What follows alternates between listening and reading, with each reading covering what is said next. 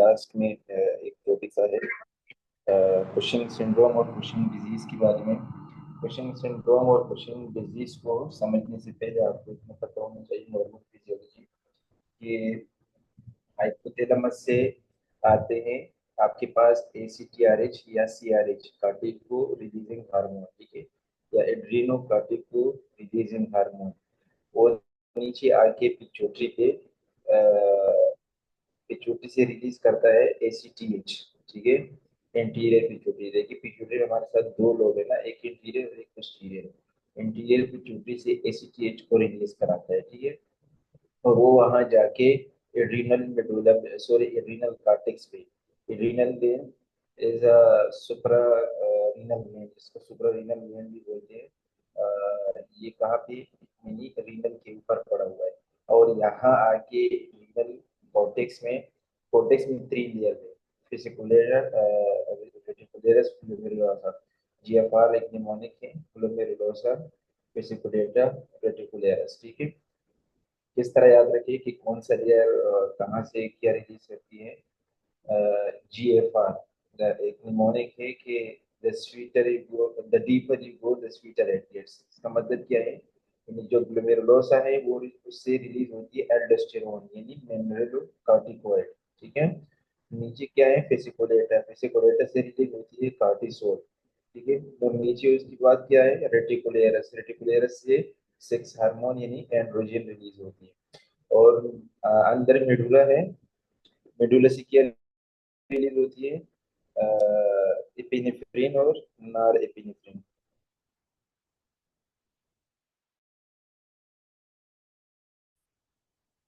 ठीक है। अच्छा, जो एसीटीएच है, एसीटीएच क्या करता है, एसीटीएच आगे जोना फिसिकुलेटा पे, जोना फिसिकुलेटा को स्टिमुलेट करता है, वहां से कार्टिसोल को रिलीज कराता है, ठीक है। ये है नॉर्मल फिजियोलॉजी। नॉर्मल फिजियोलॉजी क्या है कि हाइपोथैलेमस से सीआरएच आता है या एसीटीआरएच, वो रिलीज कराता है इंटीरियर पिट्यूटरी से एसीटीएच। एसीटीएच नीचे आके सुप्रारीनल ग्लैंड या एड्रीनल ग्लैंड से फिसिकुलेटा से क्या रिलीज कराता है, कार्टिसोल, ठीक है। ये नॉर्मल फिजियोलॉजी।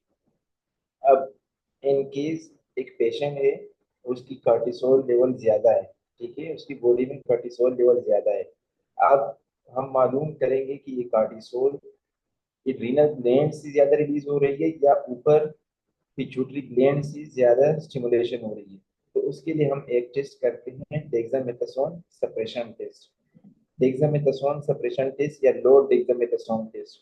लो डेक्सामेथासोन टेस्ट का मतलब है कि ये हम 1 mg डेक्सामेथासोन देते हैं। 1 mg डेक्सामेथासोन देने के बाद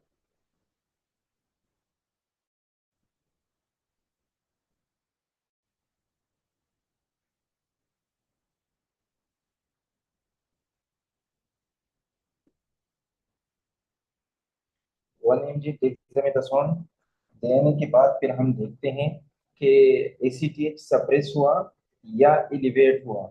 मतलब ये है कि देखिए डेक्सामेथासोन क्या है, ये हम बाहर से कार्टिसोल दे रहे हैं। बाहर से कार्टिसोल देने के बाद अगर ऐसी चीज सप्रेस हो गया, इसका मतलब ये है कि जब बॉडी में कार्टिसोल लेवल ज्यादा होती है तो नेगेटिव फीडबैक के थ्रू पिट्यूटरी से एसीटीएच रिलीज नहीं होगी, ठीक है। जब बॉडी में कार्टिसोल लेवल ज्यादा हो जाती है तो एसीटीएच को नेगेटिव फीडबैक जाके एसीटीएच सप्रेस हो जाती है, ठीक है। अब बाहर से हमने कार्टिसोल दिया, इसका मतलब कि हमने बॉडी में कार्टिसोल की लेवल बढ़ा दी। अब एसीटीएच अगर सप्रेस हो गया, ठीक है, तो इसको हम फिर बोलते हैं एसीटीएच इंडिपेंडेंट कार्टिको कुशिंग सिंड्रोम, ठीक है। अगर एसीटीएच एलिवेट हो गया, मतलब वो सप्रेस नहीं हो गया, हमने कार्टिसोल दी यानी डेक्सामेथासोन दिया, बाहर से कार्टिसोल की लेवल हमने बढ़ा दी, लेकिन उसके बावजूद एसीटीएच सप्रेस नहीं हुआ, नेगेटिव फीडबैक नहीं गया, मतलब नेगेटिव फीडबैक तो जा रहा है लेकिन एसीटीएच उसके बावजूद ज्यादा रिलीज हो रहा है, इसका मतलब है एसीटीएच डिपेंडेंट कुशिंग सिंड्रोम, ठीक है। यानी कहाँ से मसला कहाँ पे है, पिट्यूटरी ग्लैंड में है, वहां से एसीटीएच ज्यादा रिलीज हो रही है। कोई भी काज हो सकती है, पिट्यूटरी एडिनोमा वगैरह, एज अ रिजल्ट वहां से एसीटीएच ज्यादा रिलीज हो रही है और एज अ रिजल्ट आपके पास कार्टिसोल की लेवल ज्यादा हो रही है। ये था लो डेक्सामेथासोन टेस्ट, ठीक है। फिर हम ये मालूम करते हैं कि ये जो एसीटीएच आ रही है, ज्यादा एसीटीएच आ रही है, तो ये एसीटीएच दो जगहों से आ सकती है, या तो पिट्यूटरी ग्लैंड से आ सकती है, या एक्टोपिकली लंग से आ सकती है, specially in small cell lung carcinoma, ठीक है। फिर हम क्या करते हैं, फिर हम हाई डेक्सामेथासोन टेस्ट करेंगे। हाई डेक्सामेथासोन टेस्ट में 8 mg डेक्सामेथासोन देंगे। पहले हमने 1 mg डेक्सामेथासोन दिया, अब 8 mg डेक्सामेथासोन देंगे रात को, और सुबह मैयर करेंगे कार्टिसोल की लेवल को, ठीक है। अगर ऐसी चीज सप्रेस हो गया, देखिए पहले हमने लो डेक्सामेथासोन दिया, लो डेक्सामेथासोन दिया, कार्टिसोल की लेवल हमने बढ़ा दी, लेकिन एसीटीएच उसके बावजूद स्टॉप नहीं हुआ। इसका मतलब क्या है कि एसीटीएच पिट्यूटरी से बहुत ज्यादा, इस एसीटीएच पिट्यूटरी से आ रहा था, अगर सप्रेस हुआ इसका मतलब है कि एड्रीनल ग्लैंड में मसला है, एड्रीनल ग्लैंड से कार्टिसोल ज्यादा आ रही है।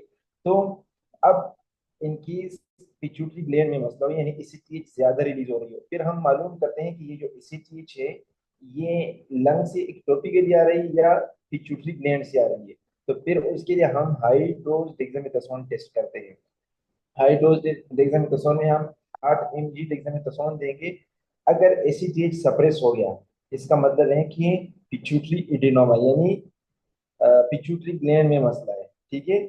क्योंकि जब ज्यादा कार्टिसोल हम देंगे तो इतना यानी पहले एक 1 mg दिया था, अब 7 बार हमने इंक्रीज किया डोज को, कार्टिसोल की लेवल बहुत ही ज्यादा बढ़ गई, तो अब नेगेटिव फीडबैक काम करेगा और जो एक्स्ट्रा एसिटेट रिलीज हो रहा था वो सप्रेस होगा।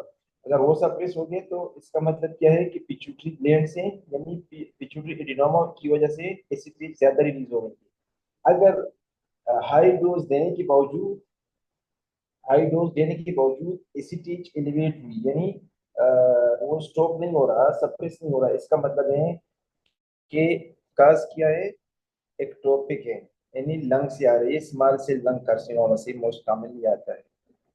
ठीक है, समझ आ गई ना लो डेक्सामेथासोन और हाई डेक्सामेथासोन टेस्ट की? समझ आ गई कि नहीं?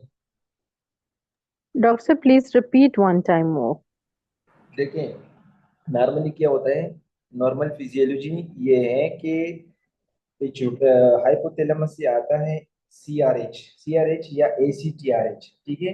वो जाके पिट्यूटरी को स्टिमुलेट करता है, वहां से रिलीज करता है एसीटीएच। एसीटीएच नीचे आके एड्रीनल ग्लैंड को स्टिमुलेट करता है, कहाँ से, फिसिकुलेटर से रिलीज करता है कार्टिसोल। जीएफआर हमने पढ़ा, जीएफआर ग्लोमेरुलोसा से क्या रिलीज होती थी, ग्लूकोकॉर्टिकोइड या मिनरलोकॉर्टिकोइड, और फिसिकुलेटर से कार्टिसोल, और रेटिकुलेरस से सेक्स हार्मोन यानी एंड्रोजन। अब ऐसी चीज आके फिसिकुलेटर स्टिमुलेट करके वहां से कॉर्टिसोल को रिलीज कराता है, ठीक है। ये है नॉर्मल फिजियोलॉजी। अब इन केस एक पेशेंट है, उसकी कार्टिसोल लेवल बढ़ी हुई है, ज्यादा है।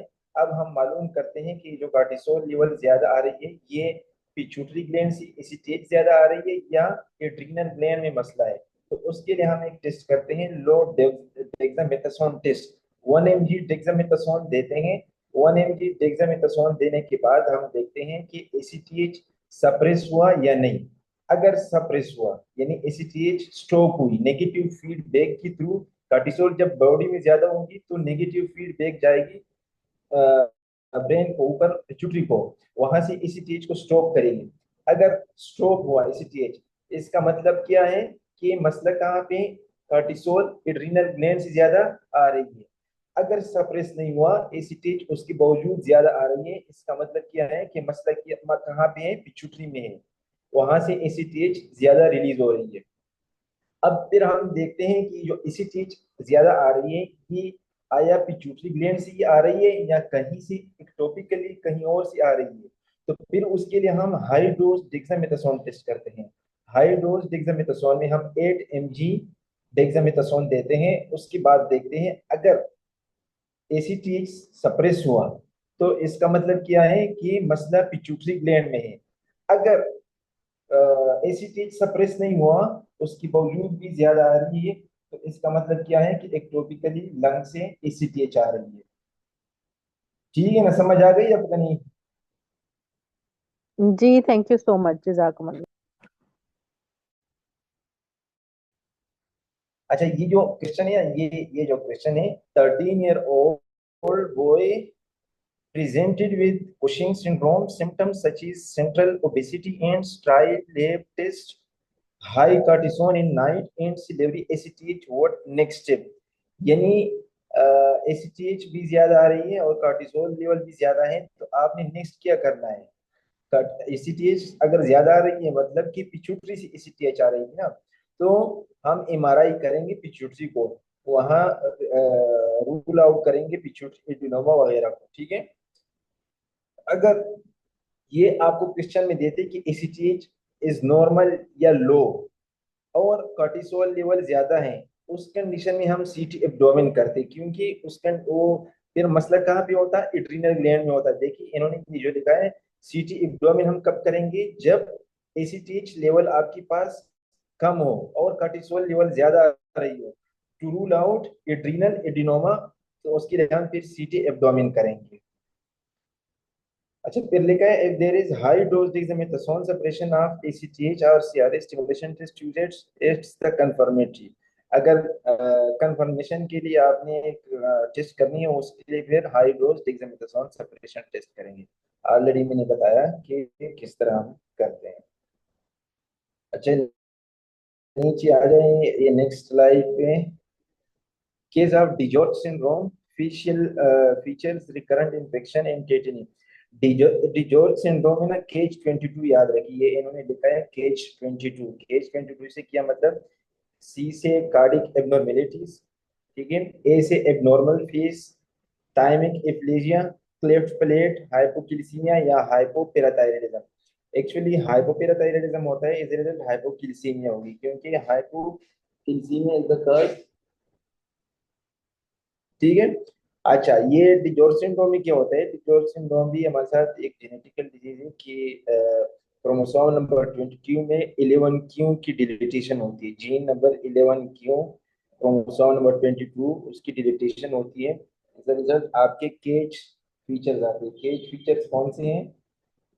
ये cardiac abnormalities, abnormal face, thymic aplasia, cleft palate और हाइपोकिल्सीमिया या हाइपोपेराथायराइडिज्म। अच्छा, यहाँ पे क्वेश्चन जो पूछ रहे हैं कि डिजॉर्ज सिंड्रोम का केस है और रिकरेंट इन्फेक्शन हो रही है और साथ टेटनी है, ask about vaccines not to give before the diagnosis. हमने कौन सी वैक्सीन नहीं दी है? All live vaccines. ये नीचे सर, एक मिनट में ये वैक्सीन्स को थोड़ा रीड करता हूँ यहाँ पे।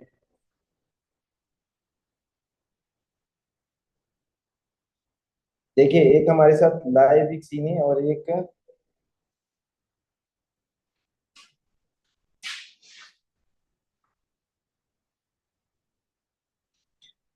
ठीक है, अच्छा, एक लाइव वैक्सीन है और एक किल्ड वैक्सीन होते हैं। ठीक है, हमारे साथ सबसे पहले ये जो टेबल है, दो टेबल है, इसको याद रखें कि कौन सी मंथ पे कौन सी वैक्सीन लगानी चाहिए। ठीक है, तो इन्होंने जो निमोनिक्स बनाए हैं, एट बर्थ, बर्थ में बी आता है, तो बर्थ पे आप दो वैक्सीन लगाएंगे, बीसीजी एंड हेपेटाइटिस बी। ये वैक्सीन का टेबल इसलिए पढ़ते हैं कि नीचे सारे एमसीक्यूज वैक्सीन के बारे में। ठीक है, बर्थ पे कौन सी वैक्सीन लगाएंगे? B for birth, B for BCG, B for hepatitis B, ये दोनों भी लगाएंगे। 2 मंथ्स पे कौन से लगाएंगे? 2 मंथ पे ये जो निमोनिक है, ये नीचे लिखा हुआ है इधर, ये निमोनिक है। 2 मंथ्स पे ये देखिए, 2 मंथ्स के लिए कौन सी? To be doctor hep. 2 months के लिए कौन सी चीज याद रखनी है? To be doctor hep. इसका मतलब क्या है? मतलब ये है कि 2 मंथ्स पे हम लगाएंगे हेपेटाइटिस बी, डॉक्टर डॉक्टर से डी टेप, आर से रोटा वायरस, एच से हेमोफिलस इन्फ्लुएंजा टाइप बी और आई से आईपीवी एंड पीसीवी। ठीक है, 2 मंथ्स पे टू बी डॉक्टर हेप याद रखिए। टू से यानी 2 मंथ आ गए। ठीक है, बी से हेपेटाइटिस बी और डी से डी टेप, आर से रोटा वायरस, आई, एच से हेमोफिलस इन्फ्लुएंजा टाइप बी और आई से आईसी की थी, आईसी आईपीवी और पीसी पीसीवी, ये ऊपर लिखे हैं, ये यहाँ पे देखें। ठीक है। और 4 मंथ के 4 मंथ की जो वैक्सीन है उसके लिए आप याद रखें, for being doctor hep, for being doctor hep, four यानी 4 मंथ पे हेपेटाइटिस बी लगाएंगे। बी, बीइंग मतलब hepatitis B, doctor, DTaP, R rota, फिर वही सारी। ठीक है। 2 और 4 के सेम वैक्सीन है। ठीक है। और 6 मंथ के लिए कौन सी निमोनिक याद रखें, don't be hep, don't don't be hep for 6 month. पहले हमने 2 मंथ के लिए पढ़ा टू बी डॉक्टर हेप, अब डॉक्टर हेप बन गया फॉर बीइंग डॉक्टर हेप। अब बता रहे हैं 6 मंथ पे कि अब डॉक्टर हेप नहीं बनना आपने, don't be hep for 6 month. ठीक है। यानी 6 मंथ पे आपने कौन सी वैक्सीन लगाने, hepatitis B, D tap, OPV. ठीक है। ये डोंट में कौन सी चीज आ गई, डी से डी टेप, ओ से ओपीवी, बी से हेपेटाइटिस बी, और एच आई पी वही टाइप बी, और आईपीवी और पीसीवी। 9 मंथ्स पे सबको याद है कि मीजल्स लगाते हैं, मीजल और MCV4। अच्छा, नेक्स्ट क्या है, 12 मंथ्स पे, 12 मंथ्स के लिए पोम या मोम, मोम या पोम एक ही बात है। अब कोई भी आपने, इन्होंने पोम लिखा है, पोम। नाउ पोम या मोम, मोम मतलब मोम। नाउ आई एम 1 ईयर, मतलब जब बच्चा 1 साल का होता है, मदर को बोलता है कि अब मैं 1 साल का हो गया, अब तुम्हें बड़ा हो गया, तो उसके लिए पोम, पोम याद रखिए। पोम से मुराद PCV, OPV and MMR, MCV4। ठीक है। These are the vaccine of.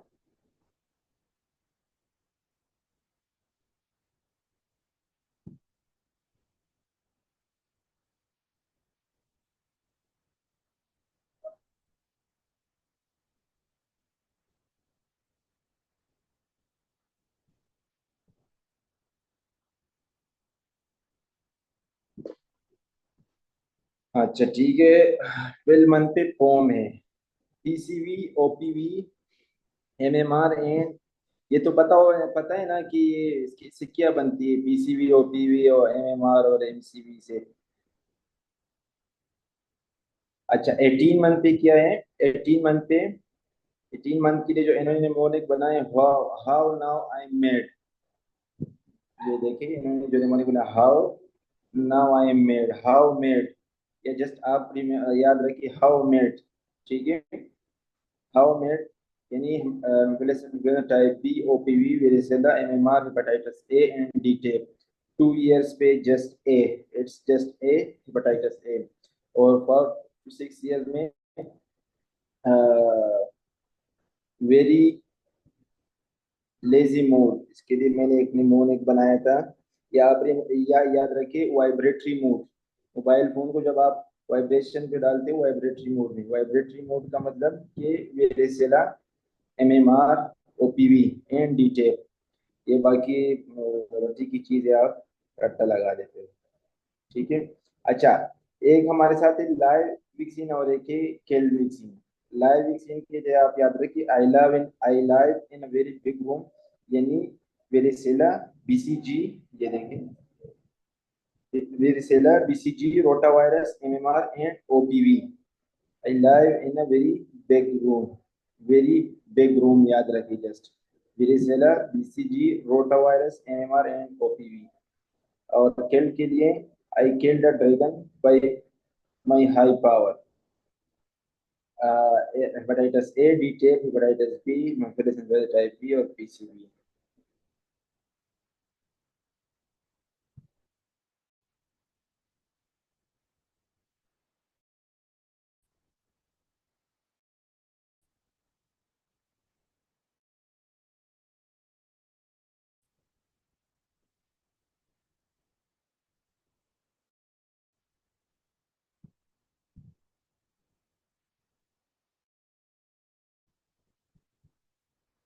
अच्छा, अब आते हैं क्वेश्चन पे। 8 year old boy, second number question है इस स्लाइड में। 8 years old boy don't understand in school and have many involuntary movements. He is aggressive. There was no ADH. ADHNA ये ADHD है, attention deficit hyper activity disorder, जो कि बच्चों में होते हैं। ऐसे बाज़ औक़ात बच्चे होते हैं जो बहुत ही एक्टिव होते हैं और हर टाइम कूदते खेलते हैं, वो बैठ नहीं सकते, किसी ना किसी काम में अपने आप को बिजी रखते हैं और हर टाइम भागते रहते हैं और वो अटेंशन नहीं देते दूसरी चीज़ों की। फॉर एग्जाम्पल, आप बच्चे को ना एक चीज़ में मशगूल करना चाहते हो और आप वो उसी चीज़ में लग जाता है, लेकिन ऐसे बच्चे ये एक चीज़ पे फोकस नहीं करते और कभी इस तरफ कभी उस तरफ घूमते फिरते और भागते हैं। तो वो क्या है? ADHD, attention deficit. लेकिन इस केस में ये बता रहे कि ADHD उन्होंने चॉइस में नहीं दिया था, तो फिर आप क्या चूज कर सकते हो? टोरेट सिंड्रोम मैंने आपको बताया था कि एक तो रिपीटेटिव मूवमेंट होती है, स्पेशली आइज की या मसल्स की, ठीक है, और उसमें साथ क्या होती है, कम्युनिकेशन भी इम्पेयर होती है। या लिश-निहान सिंड्रोम, लिश-निहान सिंड्रोम में क्या होता है, हमारे साथ एक एंजाइम है, एंजाइम तो मैं भूल गया, उसकी डिफिशियंसी होती है। एज ए रिजल्ट बॉडी में यूरिक एसिड लेवल ज्यादा बढ़ होती है। तो ऐसे पेशेंट्स, लेशनिहान सिंड्रोम वाले पेशेंट भी न्यूरोलॉजिकल डेफिशिएंट के साथ आ सकते हैं और साथ हाइपर यूरिसीमिया के जो फीचर होते हैं, गाउट वगैरह, उन फीचर्स के साथ प्रेजेंट हो सकते हैं। लेकिन ये जो केस है ये लेशनिहान का नहीं हो सकता। डी-टेप कंट्रा इंडिकेशन, अगर एक पेशेंट है उसको एनसेफेलोपैथी हुई है तो एक हफ्ते के अंदर, तो उसी दौरान आप डिटेप वैक्सीन नहीं लगा सकते। डिटेप से मुराद diphtheria, tetanus and activated pertussis. Mal malnutrition of African boy with ascites और इडेमा। एक हमारे साथ कोएश वर्कर है, एक मरासमस है, ठीक है। कोएश वर्कर में क्या होता है कि कैलोरी, ये प्रोटीन डेफिशिएंट होते हैं, जस्ट प्रोटीन की कमी होती है ऐसे बच्चों में। बाकी ये वेल नरिश होते हैं, लेकिन प्रोटीन की माल नरिश होने की वजह से मसल्स मास इनमें कम होती है और ऐसे बच्चों में इडीमा पाई जाती है या असाइटस होती है। ये देखिए इन्होंने लिखा है, इधर देखिए। Kwashiorkor is a form of severe routine malnutrition characterized by edema and an enlarged liver with fatty infiltrate. It is caused by sufficient calorie intake. Sufficient calorie intake होते हैं लेकिन insufficient होते हैं प्रोटीन कंजम्पशन की, जो कि marasmus से ही यही चीज डिफरेंशिएट करती है क्वेश्चन को। मरासमस में क्या होता है कि टेन और कमजोर बच्चा आपको मिलेगा और क्वेश्चन में डिस्टेंडेड एब्डोमेन यानी एसाइटस वगैरह के साथ आपको मिल सकता है। मरासमस में डिफिशिएंट होती है आल न्यूट्रिशन की, क्वाशियोकर में सिर्फ प्रोटीन की डिफिशियंसी होती है। तो ये इजी है, इसमें कोई रॉकेट साइंस नहीं। Child and poor area with central oedema, फिर वही क्वेश्चन है, सेंट्रल एडिमा यानी एब्डोमिनल एडिमा हुई है और मसल वेस्टिंग के जो मसल्स हैं वहां पे मास नहीं मिल रही, तो ये क्वाशियोकर है। Question child with brittle hair and abdominal distension diagnose with kwashiorkor cause क्या है? Protein deficiency. Patient with ascites and edema, severe muscle wasting, hyperkeratosis, they show slightly decreased glucose, significantly decreased albumin. Your diagnosis severe protein deficiency यानी क्वाशियोकर, ठीक है। Severe muscle wasting है और साथ ascites edema है, ठीक है। और कार्ब डिफिशियंसी यानी कार्बोहाइड्रेट डिफिशियंसी या ऑल न्यूट्रिशनल डिफिशियंसी हो, तो उसमें वो कौन सी बच्चों में होते हैं? मरासमस बच्चों में। Malnutrition of African boy with atrophy everywhere, यानी हर जगह उसकी वो कमजोर है, पेट भी उसकी ज्यादा नहीं है और मसल भी ज्यादा नहीं है, फिर यहाँ पे मरासमस आ गया। नीचे फिर वही mumps in child most affected site कौन सी? पेरोटिड ग्लैंड है। Most common affected organ in paediatric with mumps parotid gland. ये क्या लिखा है? तो ये सियाद का लिखा है। सियाद क्या है? Syndrome of inappropriate ADH. देखिए एडीएच का काम क्या है? एडीएच का काम है to reabsorb water from the body यानी किडनी, ठीक है। किडनी से वाटर को रीएब्जॉर्ब करता है एडीएच। और इस कंडीशन में क्या होती है कि ये जो एडीएच है ये बहुत ही ज्यादा रिलीज होती है, अनएप्रोप्रिएट रिलीज होती है। बहुत ज्यादा रिलीज हो जाने की वजह से बॉडी में क्या होगी कि रीअब्जॉर्प्शन ऑफ वाटर ज्यादा हो जाएगी किडनी की लेवल पे। ठीक है। तो आपको क्या मिलेगी, न्यूट्रिशनल हाइपोन्यूट्री डाइल्यूशनल हाइपोन्यूट्रीमिया। डाइल्यूशनल हाइपोन्यूट्रीमिया का मतलब है कि फॉर एग्जांपल एक ग्लास में 1 ग्राम आप नमक डालते हो, ठीक है, और उसी 1 ग्राम को आप एक बड़े जग में या एक बड़े कूलर में डालते हो, तो वही 1 ग्राम जो साल्ट थी उस पे अब पानी ज्यादा हो गई, तो इसको बोलते हैं डाइल्यूशनल हाइपोनेट्रीमिया। ठीक है। नमक तो ही है लेकिन उसके ऊपर जो पानी है वो ज्यादा हो गई, तो डाइल्यूट कर गई साल्ट को, इसको बोलते हैं डाइल्यूशनल हाइपोनेट्रीमिया। इस याद में क्या होता है कि जब किडनी वाटर को ज्यादा से ज्यादा रीअब्सॉर्ब करेगा, मतलब कि जब एडीएच हार्मोन ज्यादा होगी तो वाटर भी आपके पास ब्लड में ज्यादा होगी, तो बॉडी में आपके पास क्या मिलेगी, डाइल्यूशनल हाइपोनेट्रीमिया। और दूसरी बात, डिक्रीज अस्मोलिलिटी। अस्मोलिलिटी का मतलब क्या है कि यही नमक जो हमने 1 ग्राम एक ग्लास में डाला था, तो अब इसकी अस्मोलिलिटी ठीक है। अब अगर इसी 1 ग्राम साल्ट को हम एक जग या बड़े कूलर में डाल दें, तो अस्मोलिलिटी क्या हो जाएगी, अस्मोलिलिटी ज्यादा हो जाएगी। ठीक है, अस्मोलिलिटी ज्यादा हो जाएगी। अगर यहाँ पे क्या मसला है कि सॉरी, अस्मोलिलिटी डिक्रीज हो जाएगी। अस्मोलिलिटी डिक्रीज हो जाएगी। अस्मोलिलिटी का मतलब कि जो सल्यूट की जो सल्यूट की जो परसेंटेज होते हैं वो कम हो जाती है। ठीक है। 1 ग्राम सल्यूट पहले एक ग्लास में था, अब उसको हमने एक बड़े जग में डाला, अब सल्यूट की जो परसेंटेज है वो कम हो गई एज कंपेयर टू सॉल्वेंट, तो अस्मोलिलिटी डिक्रीज हो गई है। यहाँ पे अस्मोलिलिटी डिक्रीज होगी ब्लड में, और यूरिन की होगी, यूरिन कंसंट्रेटेड होगी, क्योंकि यूरिन में अब वाटर नहीं जा रही, क्योंकि वाटर सब का सब वहां पे किडनी में रीअब्सॉर्ब हो रहा है, तो यूरिन की अस्मोलिटी आपको इंक्रीज मिलेगी। समझ आ रही है ना। अच्छा, ये जो क्लिनिकल फीचर्स इन्होंने दिए हैं कि सिम्टम्स ऑफ हाइपोनेट्रीमिया। हाइपोनेट्रीमिया में क्या होता है, इनरेक्शन, नाउजिया, वोमिटिंग, हेडेक, ये सब चीजें होती है। Moderate muscle weakness, lethargy, confusion, अगर सीवियर हो तो सीजर, लॉस ऑफ कॉन्शियसनेस वगैरह हो सकती है। ट्रीटमेंट में हम क्या करेंगे, एसिम्प्टोमेटिक हो तो जस्ट फ्लूइड रिस्ट्रिक्शन करेंगे, क्योंकि जब पानी ज्यादा नहीं पिएगा तो रीअब्जॉर्प्शन कहाँ से करेगा। दूसरी क्या करेंगे, साल्ट को इंक्रीज करेंगे, क्योंकि डाइल्यूशनल हाइपोनेट्रीमिया हो गई थी हमारे साथ, तो साल्ट इनटेक को इंक्रीज करेंगे। या हाइपरटोनिक सलाइन हम दे सकते हैं अगर हॉस्पिटल में हो। ये नीचे इन्होंने शायद यही लिखा है, the sodium serum level may increase by a maximum of 10 millimole per liter with 24 hours। ये तो फिर आगे उसकी बात है, इसकी जरूरत नहीं है। बस आपको इतना याद रखना चाहिए कि जब सीआर का केस हो, आपको केस में देंगे कि सीरम अस्मोलिलिटी इंक्रीज हो गई है, ठीक है, और सीरम अस्मोलिलिटी डिक्रीज हो गई है, यूरिन अस्मोलिलिटी इंक्रीज हो गई है। What's your diagnosis, CR, syndrome of inappropriate ADH. ठीक है।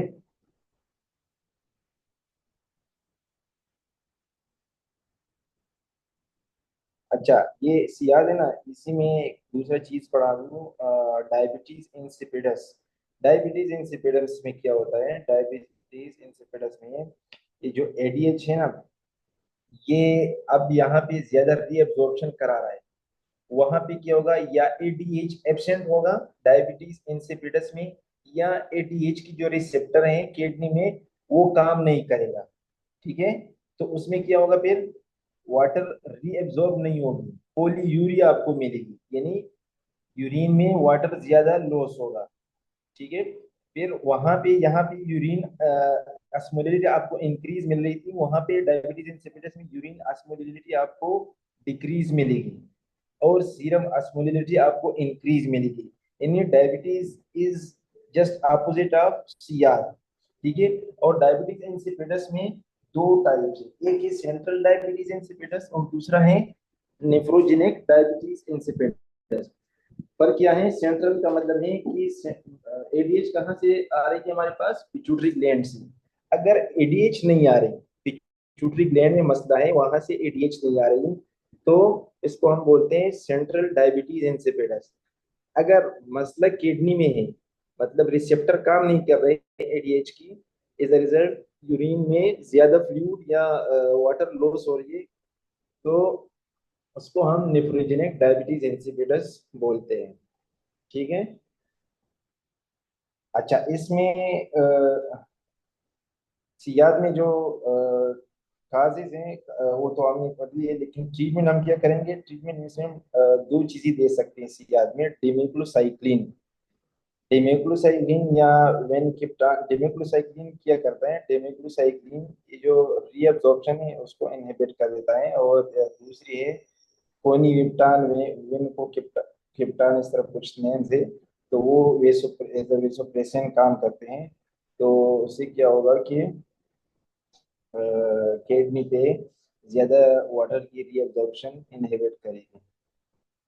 अच्छा, नेक्स्ट है 4 year old boy, most common cancer leukaemia, child was has swelling and redness above knee, osteosarcoma. देखिए ये क्वेश्चन पूरा नहीं है, लेकिन ये इन्होंने ओस्टियोसार्कोमा को इसलिए सेलेक्ट किया है क्योंकि जो ओस्टियोसार्कोमा है इसकी मोस्ट कॉमन साइट नी केप से ऊपर, डिस्टल फीमर या प्रोक्सिमल टिबिया फिबुला या अबव नी, ये मोस्ट कॉमन साइट है। ठीक है, ओस्टियोसार्कोमा नेम से पता चलता है आपको कि हमारे साथ मेलिग्नेंसी है।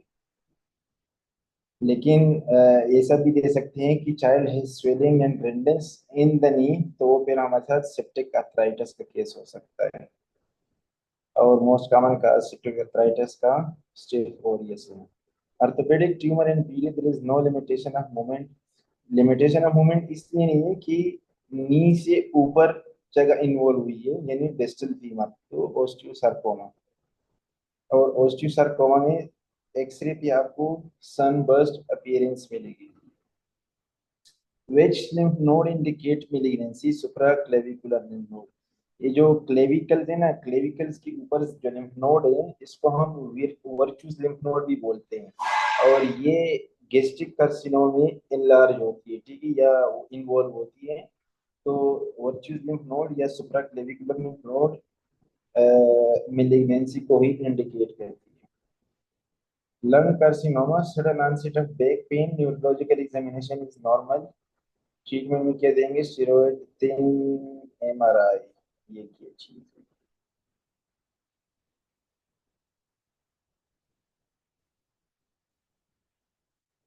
अच्छा, ये जो कैंसर है ना, कैंसर से लंग कैंसर है, जो भी कैंसर हो वो क्या करती है कि पीटीएच पैराथायरॉयड हार्मोन को स्टिमुलेट करती है। और पैराथायरॉयड हार्मोन का काम क्या होता है, मैंने आपको पहले भी बताया था कि पैराथायरॉयड हार्मोन कैल्शियम को बॉडी में बढ़ाता है, कैल्शियम को जीआईटी से, किडनी से और बोन से रीएब्जॉर्ब करता है। ठीक है, बोन में ओस्टियोक्लास्टिक एक्टिविटी को बढ़ाता है। ठीक है, फॉर एग्जांपल कैंसर है, मेलिग्नेंसी है, उसके रिजल्ट में आपके पास पीटीएच ज्यादा हो गई, पीटीएच जब ज्यादा होगी तो कैल्शियम ज्यादा होगी, जब कैल्शियम ज्यादा होगी हाइपर कैल्सीमिया होगी, तो आपके पास ये फीचर्स आएंगे। ठीक है। और यहाँ पे जो जो ट्रीटमेंट का पूछा है, स्टेरॉइड और एमआरआई, एमआरआई इसलिए ताकि हम एक्सटेंड देखें मिलिग्नेंसी की कहाँ तक फैली हुई है। Patient diagnosed with small cell lung cancer presented with dehydration, serum osmolality low, urine osmolality high। तो हम क्या देंगे, ये सियाद का केस अब आ गया। ठीक है, मैंने आपको बताया ना कि सियाद में क्या होता है, सीरम osmolality लो होती है। ठीक है, यानी आपके पास सैल्यूट की जो मिकदार होती है वो बहुत कम होती है, तो सीरम osmolality विल बी लो और urine osmolality will be high. यानी जो साल्वेंट जो सल्यूट की जो लेवल होती है यूरिन में वो ज्यादा होती है, कंसंट्रेटेड यूरिन होती है। यूरिन osmolality हाई का मतलब क्या है कि कंसंट्रेटेड यूरिन होगी आपके पास। और ट्रीटमेंट का मैंने बताया कि फ्लूइड रिस्ट्रिक्शन करेंगे और साल्ट इनटेक ज्यादा करेंगे, ये ड्रग मैंने इधर लिखा है, पता नहीं आप लोगों को समझ आएगी या नहीं। ये टेमिक्लोसाइक्लिन मैंने लिखा है, ये आप दे सकते हैं, या कोलिलिप्टान, ये ड्रग आप देख सकते हैं। अच्छा, नीचे है flank mass on children Wilms tumour. देखिए हमारे पास बच्चों में दो ट्यूमर्स बहुत कॉमन है, एक है विल्स ट्यूमर, दूसरा है न्यूरोब्लास्टोमा। विल्स ट्यूमर एक्चुअली कहाँ से अराइज होती है? किडनी से अराइज होती है, लेकिन विल्स ट्यूमर साइड्स पे होती है, ये सेंट्रल जो लाइन होता है उसको क्रॉस नहीं करता, ठीक है। और ये 2 से 5 साल की बच्चों में हो सकती है, विल्स ट्यूमर 2 से 5 साल की बच्चों में होती है, ठीक है। और जो न्यूरोब्लास्टोमा है वो लेस देन 2 इयर्स बच्चों में हो सकती है। और विल्स न्यूरोब्लास्टोमा जो होती है वो क्रॉस कर जाता है, जो मिड लाइन है उसको क्रॉस करेगा, यानी सेंट्रल जो लाइन है उसको क्रॉस करेगा, यानी दूसरी तरफ जा सकती है। विल्स ट्यूमर जस्ट एक साइड भी, यानी फ्लैंक रीजन भी लिमिटेड होगी। अच्छा, विल्स ट्यूमर के साथ एक और कंडीशन एसोसिएशन हो सकती है जिसको हम बोलते हैं वेगर सिंड्रोम। ये देखिए, वेगर सिंड्रोम, वेगर या वागर जो भी आप बोले, वागर सिंड्रोम में क्या होता है? इसमें होती है विल्स ट्यूमर, ठीक है। ए से एनीरेडिया, एनीरेडिया का मतलब है, ये देखिए, कि एब्सेंस, कंप्लीट एब्सेंस या पार्शियल एब्सेंस ऑफ आइरस। जो आइस की जो कलर है ना, ये आइरस की वजह से है, ठीक है। और जी आई, ये जी लगाए, जी आई एबनॉर्मेलिटीज होती है, ठीक है। गेस्ट्रो इंटेस्टिनल एबनॉर्मेलिटीज होती है, और मेंटल रिटार्डेशन होती है। ये है वागर सिंड्रोम। और बाकी वही चीज है कि never cross mid line, Wilms tumour mid line को क्रॉस नहीं करेगा। बस ये 2-3 बात याद रखिए कि 2 to 5 ईयर ओल्ड बच्चों में कॉमन है, और मिड लाइन को क्रॉस नहीं करेगा, और वागर सिंड्रोम के साथ एसोसिएशन में होती है।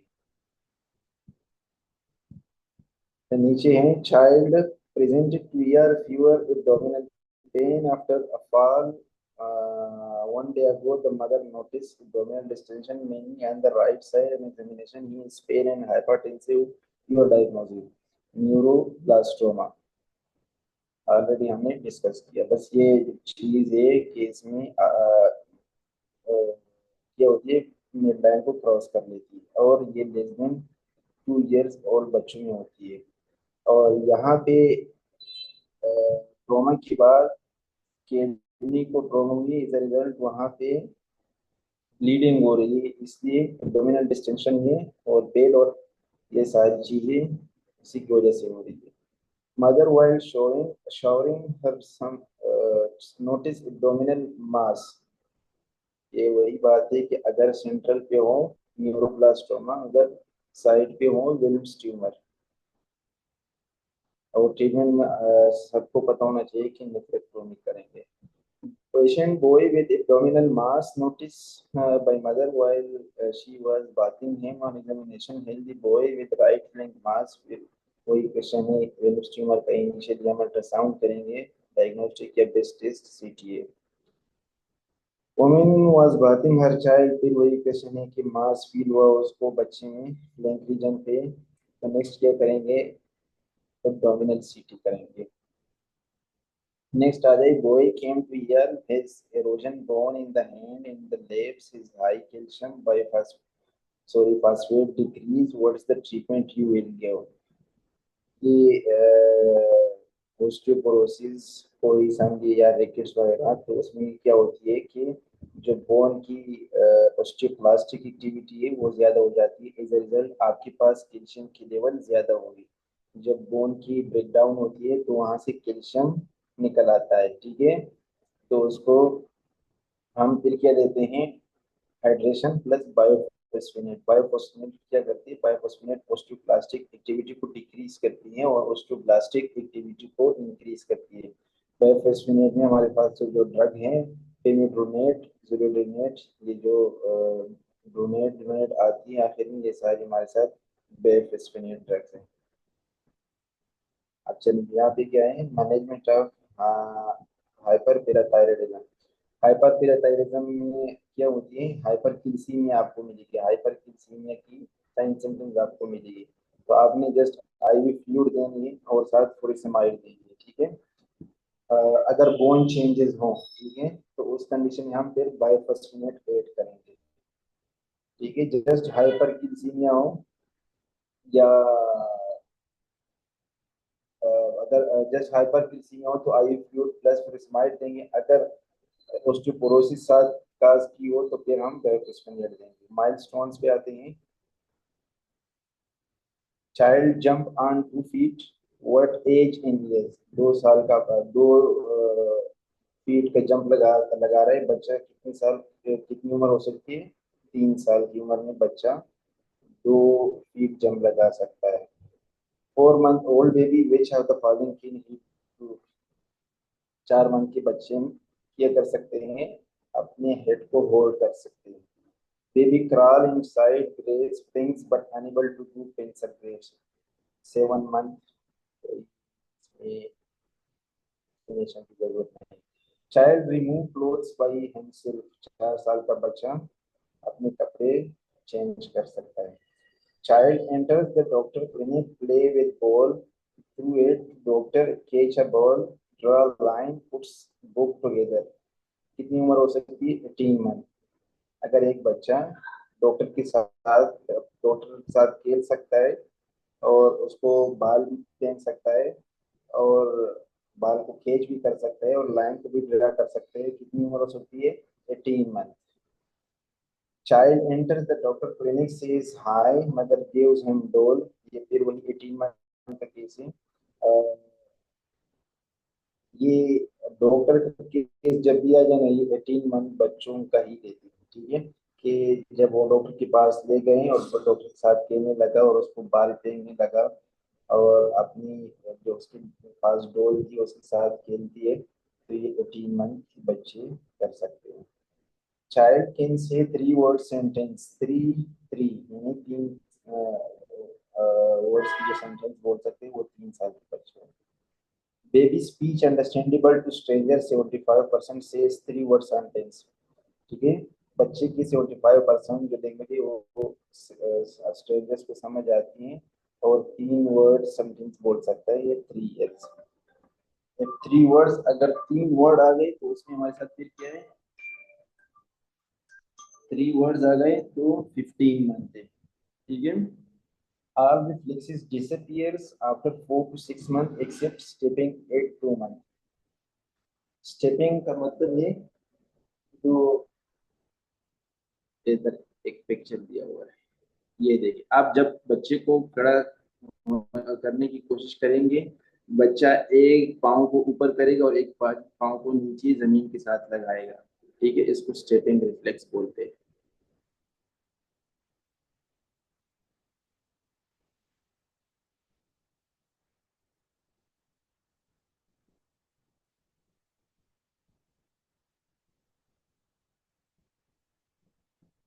तो ये बता रहे हैं कि जितनी भी रिफ्लेक्सेस है बच्चों में, जो रिफ्लेक्सेस होते हैं ना, मोरो रिफ्लेक्स और शूटिंग रिफ्लेक्स और रूटिंग रिफ्लेक्स, जितनी भी रिफ्लेक्सेस है ये खत्म होती है 4 to 6 मंथ में। लेकिन जो स्टेपिंग रिफ्लेक्स है ये ओनली रिफ्लेक्स है कि जो कि 2 मंथ के बच्चों में खत्म हो जाती है, डिसअपियर हो जाती है। तो सलाम,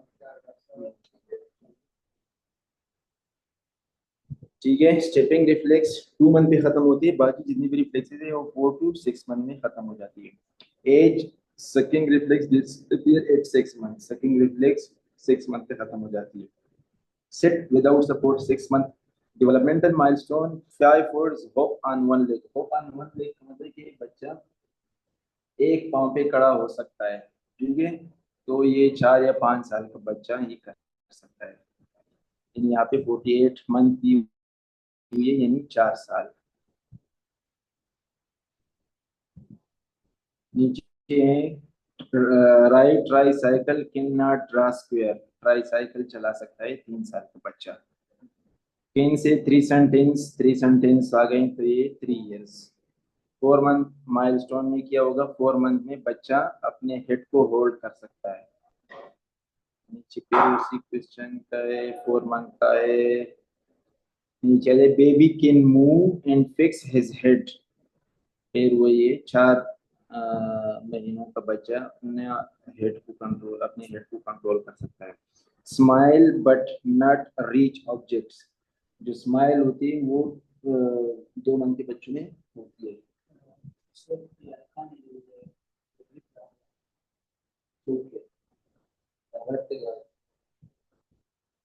जेरा में कम जाएगा।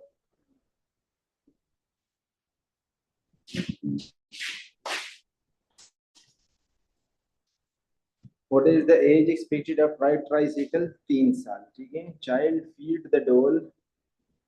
बच्ची है, अपनी जो डॉल है उसके पास उसको फीड कर रही है। तो कितने साल हुए? 18 month. Child can jump by 2 foot. 2 साल का बच्चा जंप लगा सकता है। चाइल्ड 4 ईयर ओल्ड तो क्या कर सकता है? 4 साल का बच्चा can speak clearly, can draw square and cycle. जी जी।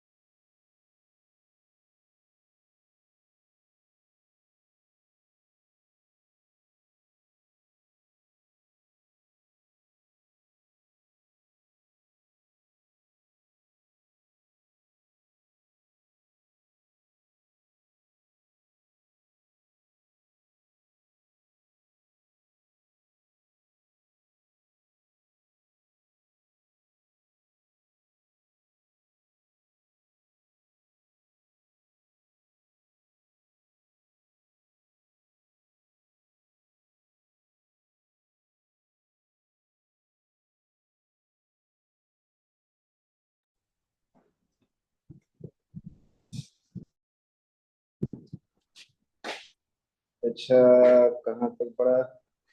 सेकेंड लास्ट क्वेश्चन है। Baby says dada pincer grasp walk by furniture pulls himself to standing. तो कितने साल का है? 9 साल का। मतलब बच्चा जब चलने की कोशिश करता है, सबसे पहले वो चारपाई के साथ, एक फर्नीचर के साथ वॉक करने की कोशिश करेगा। तो ये 9 मंथ से स्टार्ट होती है या 10 मंथ, कोई भी आपको दे सकते हैं। आप 9 मंथ। ठीक है, बाद औकात आपको 9 मंथ नहीं देंगे तो 10 मंथ को आप सेलेक्ट कर सकते हैं। Child enters the doctor clinic says हाय। फिर वही क्वेश्चन है। 18 मंथ पे डॉल के साथ खेलती है और उसको फीड करती है, तो 18 मंथ है। नीचे आ जाए। Can sit in his own stand alone walk by the furniture. मैंने आपको बताया ना कि 10 मंथ भी आपको दे सकते हैं। ये देखिए इन्होंने 10 मंथ दिया। जब बच्चा फर्नीचर के साथ, चारपाई के साथ खड़ा होने की कोशिश करते हैं और चलने की कोशिश करते हैं तो वो 10 माह की होती है। बेबी कैन वॉक एंड से 2 to 3 words रादर देन मामा दादा ही क्रॉस द स्टेयर। यानी वो चल सकता है, लेकिन जब वो स्टेयर्स पे चलता है, स्टेयर्स पे क्रॉस करता है, ठीक है। तो ये कितने साल का हो सकता है, ठीक है। ये किया जाएगा इसमें तो। हाँ ठीक है। तो ये 2-3 साल का हो सकता है। ये यहाँ पे इन्होंने आंसर को सेलेक्ट नहीं किया। 2 to 3 वर्ड्स यानी 2 साल का हो सकता है, ठीक है। 2 to 3 वर्ड्स 2 साल में बोल सकता है, ठीक है। अगर 3 सेंटेंसेस बोलते हैं तो फिर हम 3 years लगा सकते थे। Baby which is 4 year old and can hop on one leg. यानी 4 साल का बच्चा है, एक लेग पे खड़ा हो सकता है, but can't stay still for 10 second. मतलब 10 सेकंड से ज्यादा वो खड़ा नहीं हो सकता। Can draw a square, his a friend can tell a story the mom. तो ये अब मदर को ये स्टोरी भी सुनाता है। Is worried about the developmental milestone. अब मदर को ये टेंशन है कि बेबी नॉर्मल है या एबनॉर्मल है, ठीक है। तो नॉर्मल होता है, ठीक है। Baby is normal, no need for referral. 3 years old with normal milestone to his age, except that he does not know how to speak in future tense and he can't say 3 word sentence। ऊपर हमने पढ़ा ना कि 3 साल का बच्चा 3 word sentences बोलेगा। What would you tell the mom. अब हम इसी बच्चे को रेफर करेंगे ईएनटी के पास टू रूल आउट ऑटिज्म, ठीक है। ऑटिज्म को रूल आउट करने के लिए ईएनटी को रेफर करेंगे। Question asking about best time to do red reflex examination. Red reflex का मैंने बताया था कि जब आंखों में आप लाइट लगाते हो तो आपको वो आंखें रेड नजर आएगी, ठीक है। और वो हम कब करते हैं, at birth and at 6 weeks. अगर आपने आंखों पे लाइट लगाया और रेड रिफ्लेक्स नहीं आ रहा, उसका मतलब क्या है कि या तो कैटरेक्ट है या रेटिनोब्लास्टोमा है। We will refer to the ophthalmologist. Same is the pic, ask which reflex। ये देखिए इस पिक्चर को, जब बच्चे की मुंह के साथ आप उंगली टेस्ट करते हो तो बच्चा उसी की तरफ मुंह घुमाता है, तो इसको बोलते हैं रूटिंग रिफ्लेक्स, ठीक है। और रूटिंग रिफ्लेक्स कब डिसअपियर होती है, 4 मंथ पे। ये देखिए इन्होंने लिखा है 4 month. Take off baby and physician. सही है, कोई एक्सप्लेनेशन की जरूरत तो नहीं है मेरे ख्याल में इन चीजों की। जस्ट सिंपल वर्ड्स लिखे हैं इन्होंने। अगर किसी को कहीं भी समझ ना आ रही हो तो फिर पूछ सकते हैं। Pick up baby and physician hand, he was tapping the left side of mouth. ये फिर वही क्वेश्चन है कि लेफ्ट साइड ऑफ माउथ को टेप कर रहा है, यानी ये देखिए इस पिक्चर को, माउथ को टेप कर रहे हैं और बच्चा मुंह उसी तरफ लेके जाएगा। इसको रूटिंग रिफ्लेक्स बोलते हैं और 4 मंथ पे डिसअपियर होते हैं, ठीक है। अच्छा, pick up baby with an hand, he was tipping the left side of the mouth when the primitive reflex disappear। ये मेरे ख्याल से 4 मंथ है, इन्होंने 6 मंथ होगा, ठीक है। अच्छा नेक्स्ट है चाइल्ड। स्टेपिंग रिफ्लेक्स तो हमने पढ़ लिया, 2 मंथ पे खत्म हो जाती है। Only reflex that disappear at 2 months. बाकी जो रिफ्लेक्सेस है 4 to 6 मंथ पे डिसअपियर होते हैं। वालेकुम सलाम।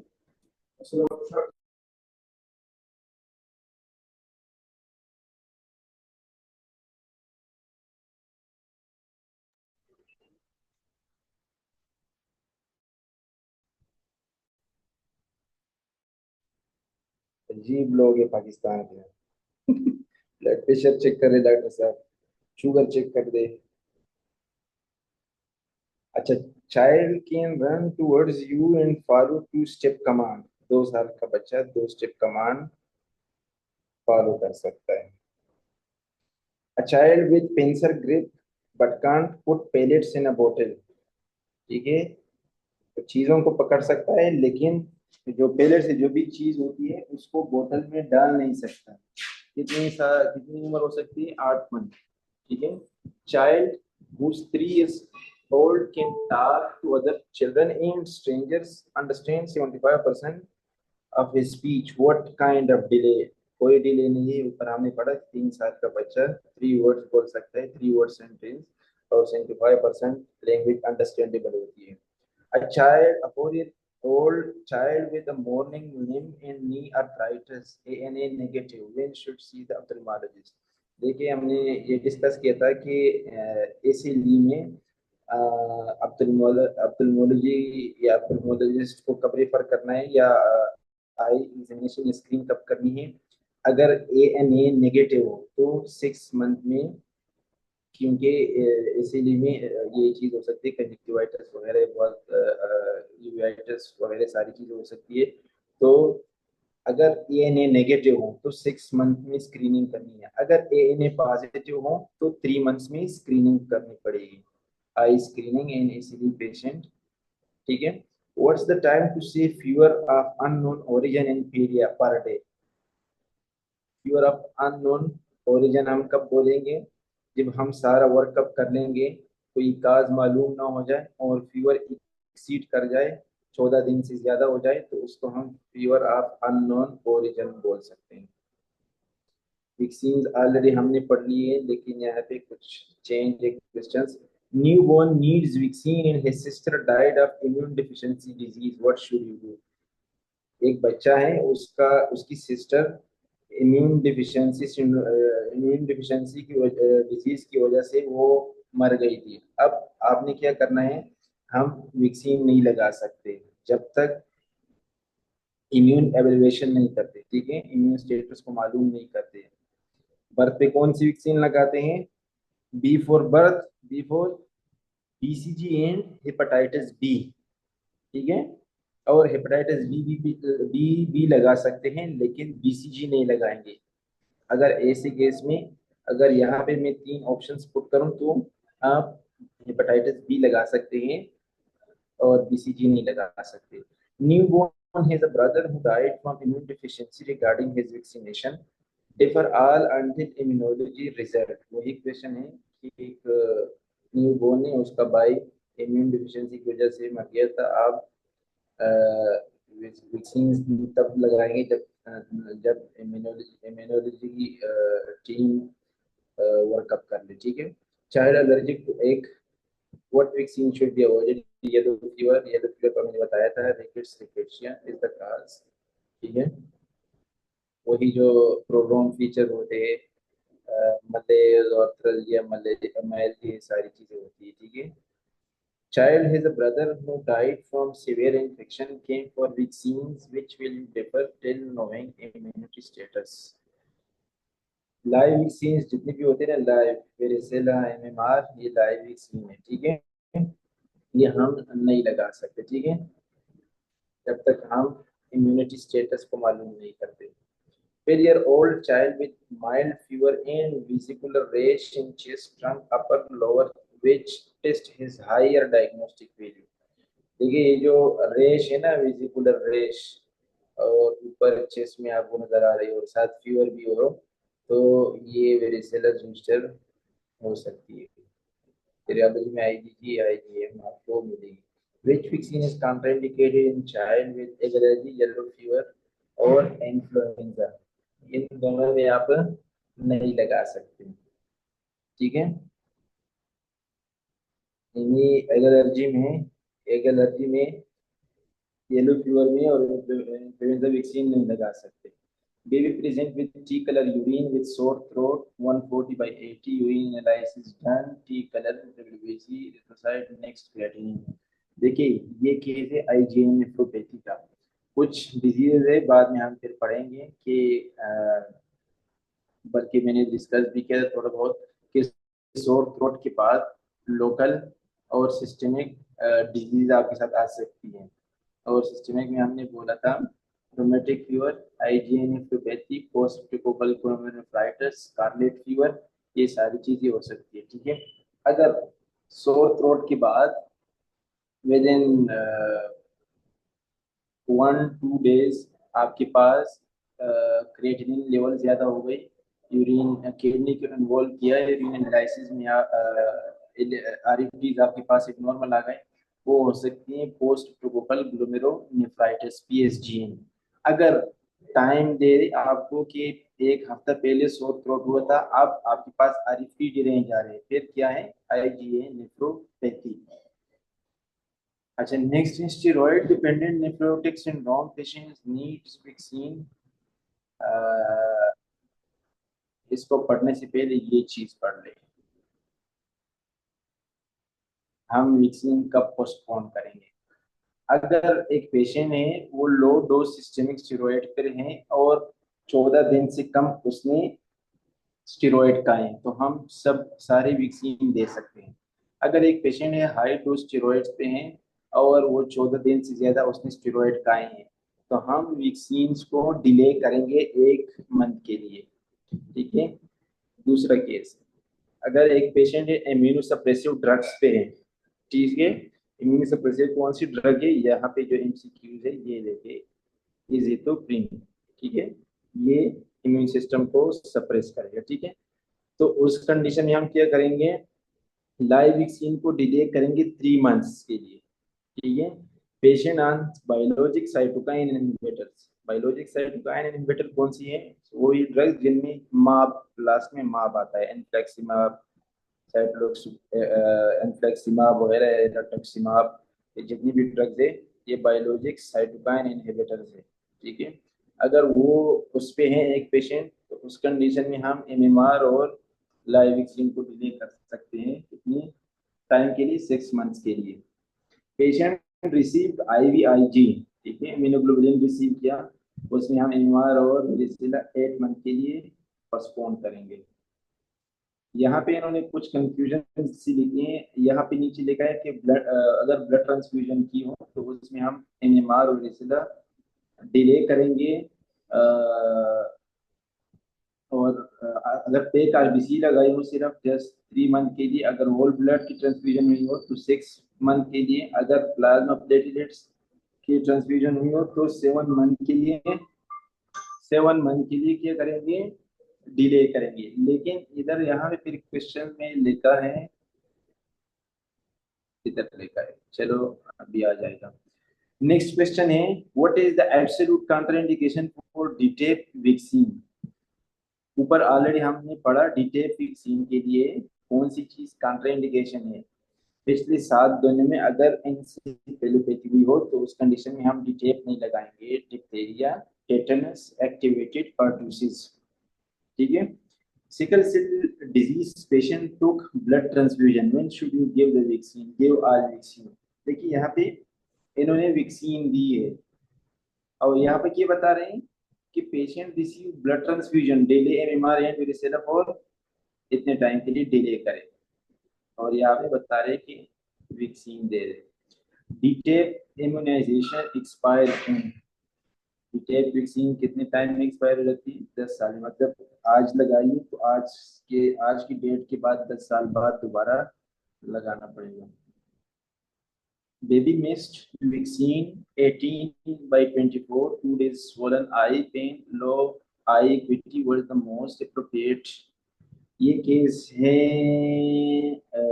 ऑर्बिटल सेलुलाइटिस का। देखिए क्वेश्चन बता रहे कि 2 days swollen आई, आईलिड या पेरी ऑर्बिटल स्वेलिंग हुई है और विजन भी रिड्यूस हुआ है। लो आई इक्विटी का मतलब है कि रिड्यूस विजन। ठीक है। तो हम क्या करेंगे, सेलुलाइटिस में सीटी स्कैन करेंगे टू सी के ये कहाँ तक टिश्यूज इन्वॉल्व हुई है, ब्रेन तक तो नहीं गया। ठीक है। तो ऑर्बिटल सेलुलाइटिस, सेलुलाइटिस तो सबको पता होगा, और इसकी काज क्या है, स्टेप ओरियस। ठीक है। इसमें हम क्या करेंगे, एंटीबायोटिक देंगे, और फीचर्स तो वही सारी चीजें, पेन, फीवर और रेड सोलन आई, रिड्यूस विजन, ये सारी चीजें हो सकती है। और ये इन्फेक्शन कहाँ से आती है, कहीं से भी आ सकती है, आई से और ईयर से, सोर थ्रोट से। यहाँ पे मैंने फैसिलिटी ये देखिए, लेप्टोसिस्टाइटिस हो, इन्फेक्शन ऑफ द टीथ हुई हो, मिडल ईयर की इन्फेक्शन हुई हो, या वाइटल ट्रॉमा हुई हो, में सर्जरी हुई हो, कहीं से भी इन्फेक्शन हो सकती है। नेक्स्ट है hepatitis A vaccine for sicklers who transfer blood, give is schedule. Hepatitis A vaccine sicklers में हम दे सकते हैं, ठीक है। 10-year-old with abdominal pain and leg show high liver enzyme and indirect bilirubin diagnosis. What's your diagnosis? कोई बता सकता है? ये गिलबर्ट है या वायरल हेपेटाइटिस है? 10 साल का बच्चा है, उसको एब्डोमिनल पेन हो रही है और लीवर एंजाइम हाई आ रही है, प्लस इनडायरेक्ट बिलिरुबिन हाई है। तो कोई बता सकता है यहाँ पे कौन सा ऑप्शन ठीक है? एनीबॉडी? सब जाग रहे हैं या सो रहे हैं?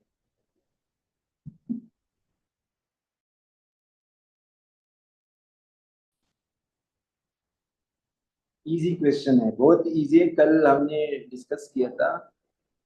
देखिए, मैंने कल आप लोगों को बताया था, अगर आपके पास लीवर एंजाइम इंक्रीज हो, ठीक है, लीवर एंजाइम इंक्रीज हो मतलब क्या है कि मसला कहाँ पे है, लीवर के अंदर है, ठीक है। और लीवर के अंदर जब मसला होगी तो उस कंडीशन में आपके पास इनडायरेक्ट या डायरेक्ट बिलिरुबिन दोनों में से आपके पास हाई आ सकते हैं।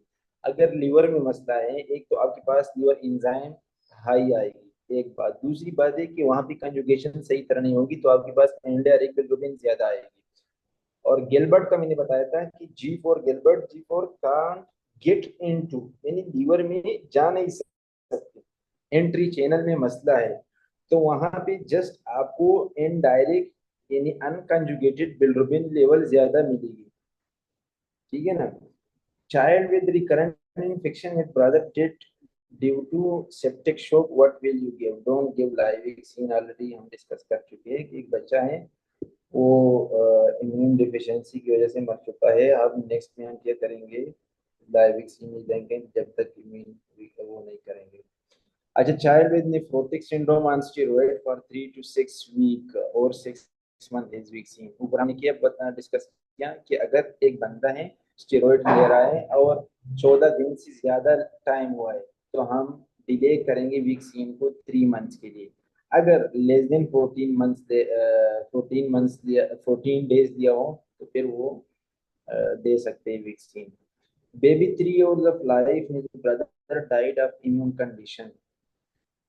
Do not give BCG and only give hepatitis B vaccine. हमने स्टार्ट में किया डिस्कशन कि बर्थ पे हम कौन से दो वैक्सीन देंगे, बीसीजी एंड हेपेटाइटिस बी। और अगर इम्यून कंडीशन ऐसी हो कि कंफर्म ना हो, कोई रिस्क फैक्टर हो, तो उस कंडीशन में हम हेपेटाइटिस बी देंगे और बीसीजी नहीं देंगे। Vaccination at age of school 6 years पे कौन सी वैक्सीन है? D tap, MMR, OPV, varicella. उस टेबल को फिर दोबारा आप लोग रीड कर ले ताकि याद आ जाए। वैक्सीन एट 6 years वही चीज है, डोंट बी डॉक्टर हेप, ठीक है।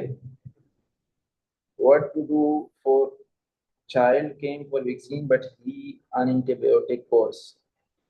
अगर एंटीबायोटिक ले रहा है तो हम वैक्सीन दे सकते हैं, बिल्कुल दे सकते हैं। Don't delay till finishing his antibiotic, ठीक है। मतलब एंटीबायोटिक अगर यूज कर रहा हो तो उस कंडीशन में हम वैक्सीन लगा सकते हैं। Neonate was born. The mother says she had a baby died due to probably immune deficiency and asked about vaccine for the new baby. ठीक है, मदर आई न्यूनेट की और उसकी एक बच्चा इम्यून डिफिशियंसी की वजह से मर गया था। अब क्या करेंगे, न्यू बॉर्न को कौन सी वैक्सीन लगाएंगे?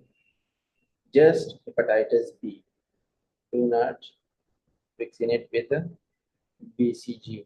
2-year-old child complete his vaccination, present with fever, unable to swallow, dysphagia in large tonsils. Diphtheria को हमने डिस्कस किया था।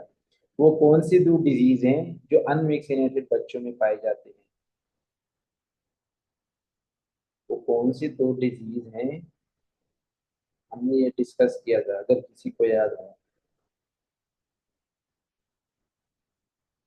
मैसेज पे बताएगा, कोई बोल नहीं सकता। मैसेज पे बताए कौन से दो डिजीजेज हैं जो अनवैक्सीनेटेड बच्चों में पाई जाती है।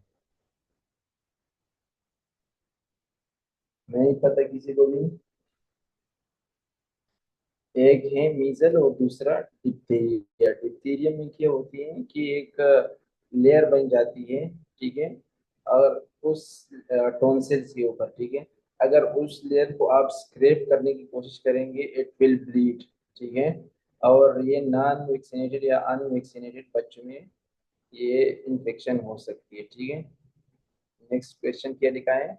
Diphtheria pseudomembrane child C negative history with pharyngitis and respiratory distress, white membrane on tonsil when scraped off blood clots appear, diagnosis diphtheria। Already मैंने बताया कि एक लेयर बनती है या pseudomembrane बन जाती है, ठीक है, अगर उसको आप रिमूव करने की कोशिश करेंगे इट विल ब्लीड।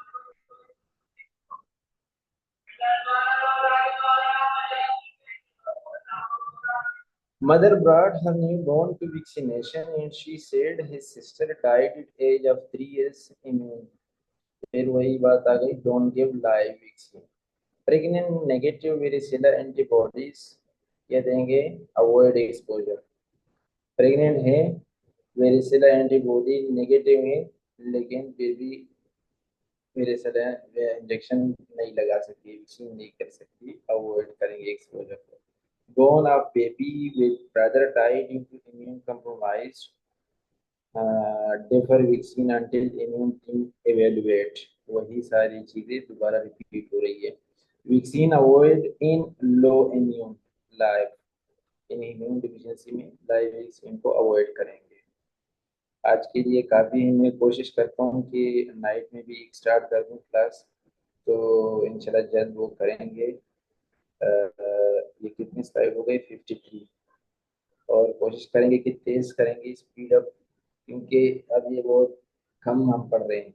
और दूसरी बात है कि आप लोग रिवीजन भी सही नहीं कर रहे, क्योंकि जो चीज़ें हम पढ़ते हैं वो वही चीज़ें फिर आप लोग, वही चीज़ें आती हैं आगे स्लाइड में और आप लोग भूल जाते हैं। तो revision is the key to success. यहाँ पे जो भी चीज़ें पढ़ते हैं उसको मिनिमम उन चीज़ों को रिवाइज करें, ठीक है ना। चलो आज के लिए काफ़ी है, अल्लाह हाफिज़।